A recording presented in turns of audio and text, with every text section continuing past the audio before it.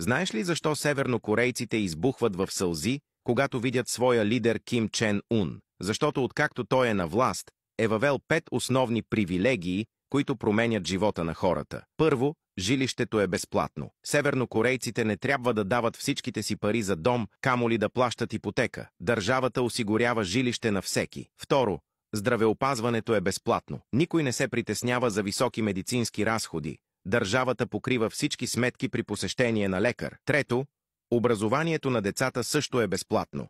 В Северна Корея има задължително 12-годишно обучение.